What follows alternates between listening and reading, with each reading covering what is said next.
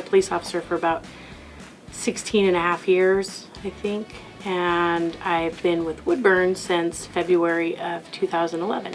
My dad's a police officer. My mom was in the Army, and my mom she's the powerhouse of the family. She retired last year, Lieutenant Colonel in the Army, and my dad's a retired police officer, but he's the nicest person you'll ever meet. I remember growing up, people used to, when they realized who my dad was, because I lived in a small town, they would tell me how great he was. So when I finally did decide to be a police officer, I thought, I want to be the kind of police officer my dad was. I know it's cliche, but I really enjoy helping people. That's usually why most people get into it. I think a lot of times through the years, people tend to lose sight of that because of the darkness that we see, and it's not always a very rewarding career, but it has its moments, its highs and lows. We get to see the worst of people and sometimes the best of people. Our community backs the police department way more than a lot of the other communities. When the bombing happened, there was blue ribbons all over the city. And when that happened, I was actually an officer in Staten still at the time, but I volunteered a day to come work out here in Woodburn, and that was my first feel for Woodburn, and I got to know a lot of the officers here, and that's kind of what led me to Woodburn when I decided to move on from Staten. So I applied here in Woodburn. That's the only place I applied to, because I wasn't really interested in any other places. So before we go, I wanted to ask you about this really fun hobby that I heard you're into. So my perfected chili recipe? No, not that one. The other one. I have a huge love for rescue doggies. I have a couple of those.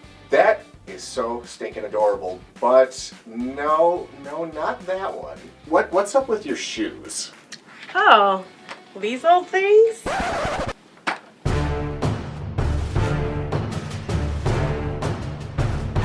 When I first applied to work in Woodburn, my best friend did roller derby in Salem at Cherry City. And so she was trying to convince me that I needed to also do roller derby. However, I had never roller skated before, so I kept telling her not a chance. I promised her if I get the job in Woodburn, then I will go try out roller derby with you, because it would make certain days of the week free for me. When I did get the job, then I followed through with my promise, and I went and tried out for roller derby. Back then, which I was early 30s and very small. I'm still short, but I'm not as small as I used to be. I was tiny then, and even though I was tiny, I could still really just tank right through people and toss them out of my way. So that's how I got my name, Tiny Tank. So do you find that it's pretty easy to keep the world of being a police officer and a roller derby participant separate? Mostly. Yeah, Colleen Altabef, she was really a good street cop, and she's really a good police sergeant. Works the street really well and supervises people, but the strangest thing is she roller skates everywhere. The skates are efficient. I can get from one end of this building to the other end in no time at all. Hey Ben, here's the order form you wanted. Making delivery. Hello, this is Officer Webb. What's that? Oh, cool, I appreciate it. On your out! Huh, I would have thought the carpet would slow you down. This is industrial carpet. You can move.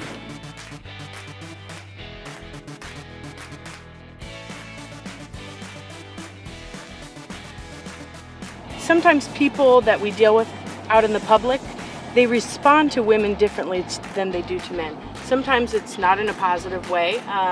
If you've got somebody who doesn't believe that women should be in a position of authority, I've had that a handful of times, but if there's a female that wants to get in law enforcement, go for it. When I started, I was 5'2", 108 pounds, so super tiny, but I can do the job, and I've always been able to do the job, and I love it. It's a lot of fun.